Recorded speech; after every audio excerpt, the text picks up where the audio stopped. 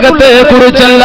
ഒരു നരകമുണ്ട് സഹോദരങ്ങളെ, അത് ഖബറിനകത്താണ്. ഖബറിനകത്താണ്, 6 അടി മണ്ണിന്റെ ഇരുട്ടറയിലാണ്.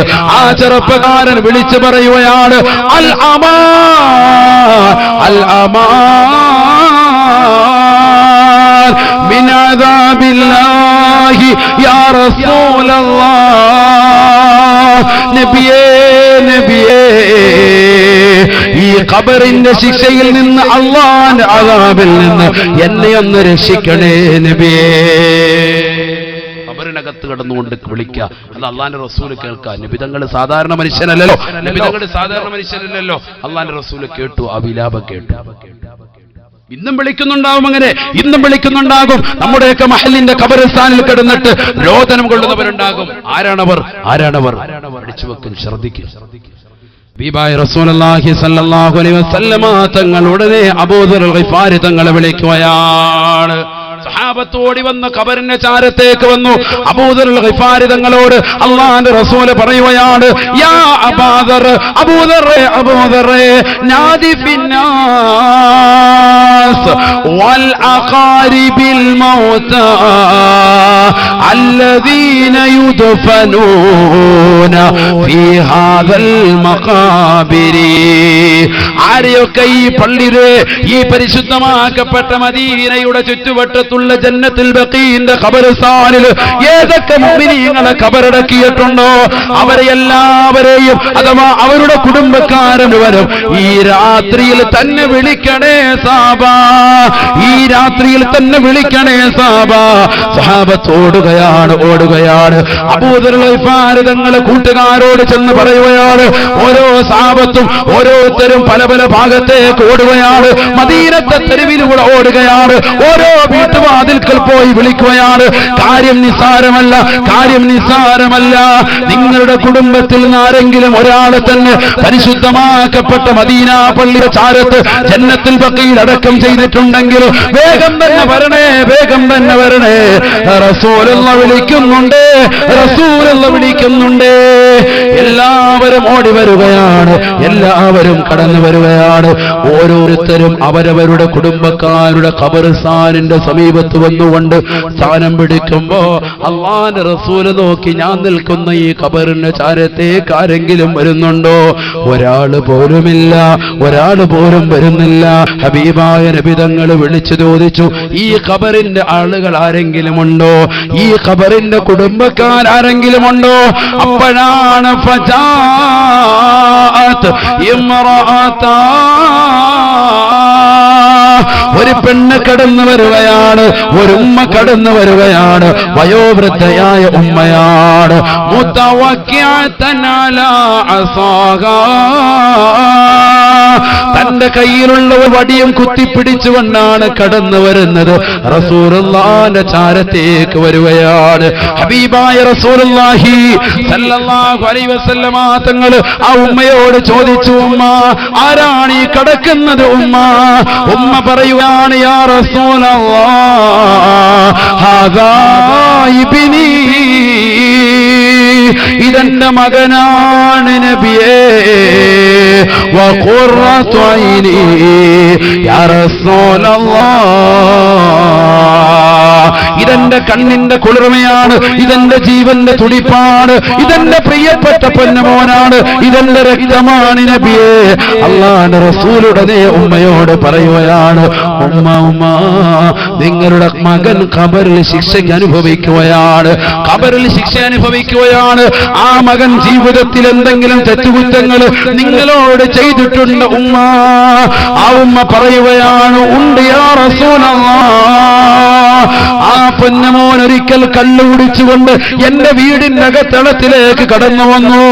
അല്ലാഹ്, വീടി വലിക്കുന്ന ചെറുപ്പക്കാരാ, ലഹരി നുടയുന്ന സഹോദര, കള്ളു കുടിക്കുന്ന സഹോദരങ്ങളെ, പഠിച്ചു വെക്കണേ.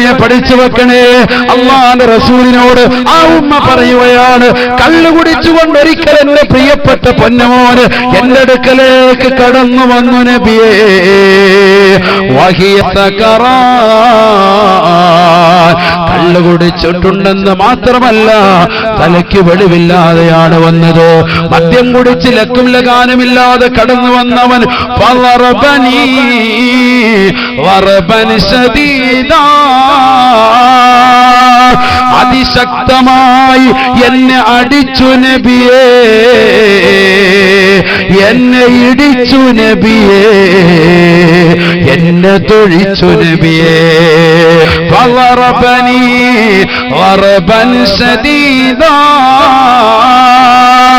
ഇന്നും എത്രയോ ചെറുപ്പക്കാരുണ്ട് തന്റെ പ്രിയപ്പെട്ടതാകുന്ന പ്രവാസികളാകുന്ന കൂട്ടുകാര് ഗൾഫിൽ നിന്ന് ദുബായ് ഫ്ലൈറ്റിൽ വരുമ്പോ അവിടെ കൊടുക്കുന്നതായ ഫ്രീ ആയി കിട്ടിയ കുപ്പി കൊണ്ടുവന്ന് ന്യൂ ഇയർ ആഘോഷിച്ചവര്, ക്രിസ്മസ് രാവുകൾ ആഘോഷിച്ചവര്, കൂട്ടുകാരും ഒന്നിക്കുമ്പോ കള്ളു കുടിച്ചവര്, മോശപ്പെട്ടതാകുന്ന ലഹരി നുണഞ്ഞവരില്ലയോ, തന്റെ പ്രിയപ്പെട്ട ഭാര്യയെ ഇടിക്കുന്നവരില്ലയോ, ഉമ്മയെ ചീത്ത വിളിക്കുന്നവരില്ലയോ, പാപ്പയോട് ദേഷ്യപ്പെടുന്നവരില്ലയോ, മക്കളെ അടിക്കുന്നവരില്ലയോ.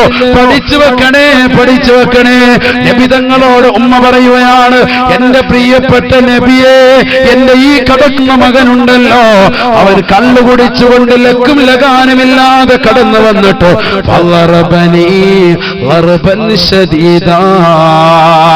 അതിശക്തമായി എന്നെ അടിച്ചു നബിയേ. എന്റെ കൈയവൻ ഒടിച്ചു കളഞ്ഞു നബിയേ. അടിക്കുക മാത്രമല്ല, അവൻ ബോധമില്ലാത്തത് കൊണ്ട് എന്റെ കൈ പിടിച്ച് തിരിച്ചു ഒടിച്ചു കളഞ്ഞു നബിയെ. പച്ചയ്ക്ക് ഒടിച്ചു കളഞ്ഞപ്പോ ഫഖുൽതു, ഞാൻ അവനെതിരെ ദുആ ചെയ്തു പോയി നബിയെ.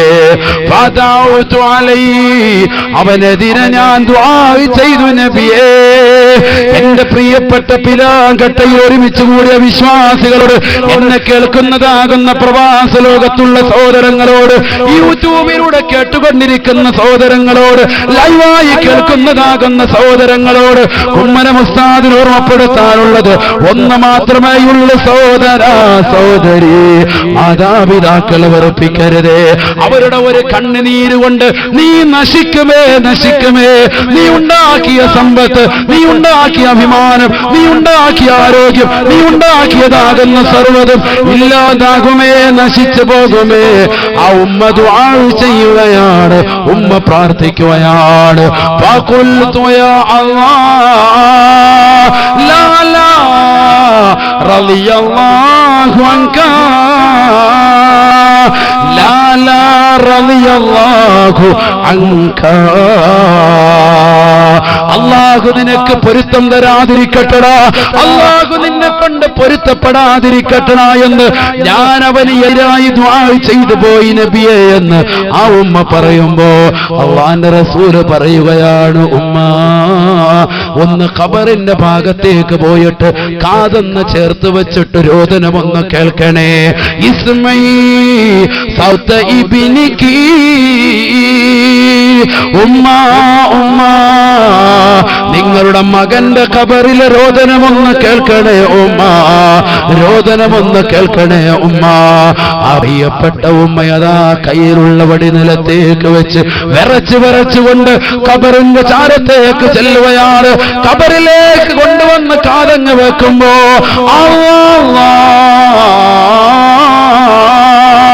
വിളിച്ചു പറയുകയാണ്, വിളിച്ചു പറയുകയാണ്, അൽ അമാൻ അൽ അമാൻ മിൻ അദാബില്ലാഹി യാ റസൂലല്ലാഹ്,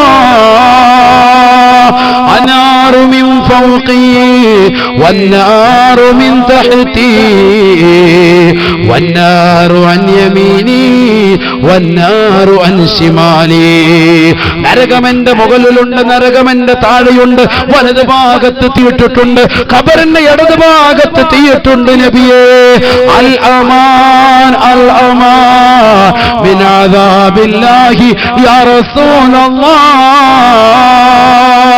ഈ നരകീയ ശിക്ഷയിൽ നിന്ന്, ഖബറിലുള്ള നരകീയ ശിക്ഷയിൽ നിന്ന് എന്നെ ഒന്ന് രക്ഷിക്കണേ നബിയേ എന്നുള്ള ഈ വാക്കങ്ങ് കേട്ടപ്പോ ചാടി എഴുന്നേറ്റ് നിന്നുകൊണ്ട് പൊട്ടിക്കരഞ്ഞുകൊണ്ട് ഉമ്മ പറയുകയാണ്, നബിയേ നബിയേ റളീതു ബിബിനി എന്റെ മകനെ ശപിക്കുമ്പോ, എന്റെ മകനെതിരെ പ്രാർത്ഥിക്കുമ്പോ ഇത്രത്തോളം വേദനാജനകമായ ശിക്ഷ അവന് ഖബറിലുണ്ടാവുമെന്ന് ഞാൻ അറിഞ്ഞിരുന്നില്ല നബിയേ. റളീതു ബിഹി, എന്റെ മകനെ കൊണ്ട് ഞാൻ തൃപ്തിപ്പെട്ടു പോയി നബിയേ. അല്ലാഹുവിന്റെ റസൂൽ സല്ലല്ലാഹു അലൈഹി വസല്ലമ തങ്ങൾ ഖബറിന്റെ ചാരത്തെ നിൽക്കുമ്പോ സഹാബത്ത് നിൽക്കുകയാണ്. ആയിരക്കണക്കിന് അനുയായികൾ പാതിരാത്രി സമയത്ത് മദീന ഉറങ്ങാതെ മദീനയിലെ രാജകുമാരന്റെ തിരുസവിധത്തിൽ ഖബറിന് സമീപത്ത് നിൽക്കുമ്പോ ഖബറിൽ നിന്നൊരു ശരീരം വീഴുകയാണ്. യാ ഉമ്മാ അബ്ശിരി വർജിഇ ഇലാ ബൈതിക വർജിഇ ഇലാ ബൈതിക ഫഇന്നല്ലാഹ ഗഫറ ലീ ഫഇന്നല്ലാഹ ഗഫറ ലീ. എന്റെ പ്രിയപ്പെട്ട ഉമ്മ, സന്തോഷിക്കണേ ഉമ്മ. നിങ്ങൾ പൊരുത്തപ്പെട്ട് തന്നതോടുകൂടി അല്ലാഹു എന്റെ ശിക്ഷയെ ഉയർത്തിക്കളഞ്ഞു ഉമ്മ, എന്റെ ശിക്ഷയെ ഉയർത്തിക്കളഞ്ഞു ഉമ്മ. നിങ്ങൾ സന്തോഷത്തോടുകൂടി തിരിച്ചു പോകണേ എന്ന് ഖബറിൽ നിന്ന് ശരീരം മുഴങ്ങിയെന്ന് ഉലമാക്കൾ രേഖപ്പെടുത്തുമ്പോ എന്റെ പ്രിയപ്പെട്ട പിരാങ്കട്ടയിലുള്ള ചെറുപ്പക്കാരോട്, സഹോദരങ്ങളോട്, സഹോദരിമാരോട്, യുവതി യുവാക്കളോട് ഒന്ന് മാത്രമാണ് ഓർമ്മപ്പെടുത്താനുള്ളത്. ഇന്ന് ഖബറിനകത്ത് നിന്ന് അത്തരത്തിൽ വിലപിക്കുന്ന വിലാപങ്ങൾ കേൾക്കാൻ നബിതങ്ങളില്ല, റസൂലുള്ള കാത്തുനിൽപ്പില്ല. ഹബീബായ നബിതങ്ങൾ നമ്മളോട് വിട പറഞ്ഞു പോയി. കേൾക്കാനുള്ള കാതില്ല, കാണാനുള്ള കണ്ണില്ല, ചിന്തിക്കാനുള്ള മനസ്സുണ്ടാവണേ, ചിന്തിക്കാനുള്ള മനസ്സുണ്ടാവണേ. നമ്മുടെ പ്രിയപ്പെട്ട മാതാപിതാക്കളുടെ പൊരുത്തം നമ്മൾ എടുക്കണേ. ആ പൊരുത്തത്തിലൂടെയുള്ളൂ നമ്മുടെ ദുനിയാവും ആഖിറവും രക്ഷപ്പെടുകയുള്ളൂ. അല്ലാഹു തൗഫീഖ് നൽകട്ടെ, അല്ലാഹു തൗഫീഖ് നൽകട്ടെ. മാതാപിതാക്കളുടെ പരിപൂർണമായി പൊരുത്തം കിട്ടുന്ന മുഅ്മിനീങ്ങൾ അല്ലാഹു നമ്മളെ ഉൾപ്പെടുത്തുമാറാവട്ടെ.